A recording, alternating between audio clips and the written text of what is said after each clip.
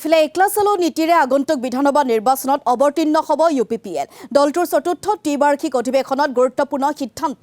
বিটিআৰৰ 15টা সমষ্টিতে প্ৰাৰ্থী প্ৰক্ষেপ কৰিব UPPLে।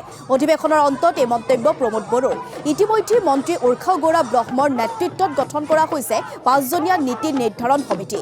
ভোটাৰ তালিকাৰ সংশোধন প্ৰক্ৰিয়াক লৈও UPPLে অধিৱেশনতেই গ্ৰহণ কৰিছে গুৰুত্বপূৰ্ণ সিদ্ধান্ত।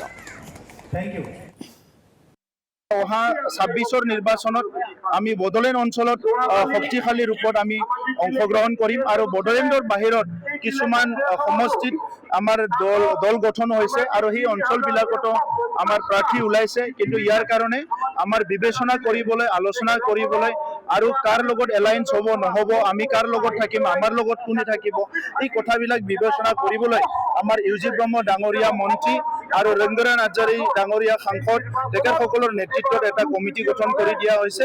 ইয়াৰ ওপৰত অতি শীঘ্ৰে এটা সিদ্ধান্ত হ'ব। ইয়াৰ লগে লগে বড়োলেণ্ডত পুনৰ যিটো হিংসাৰ এটা পৰিৱেশ আজি ৰিপিট হৈছে, এইটো আমি দুখ প্ৰকাশ কৰিছোঁ। কিন্তু যোৱা 5টা বছৰত UPPLে সংখ্যাগৰিষ্ঠ নাছিল যদিও আমি শান্তি প্ৰতিষ্ঠা কৰিব পাৰিছোঁ আৰু এই ক্ষেত্ৰত কেন্দ্ৰ আৰু ৰাজ্য চৰকাৰে আমাক সহায় কৰিছিলে। আমি তেখেতসকল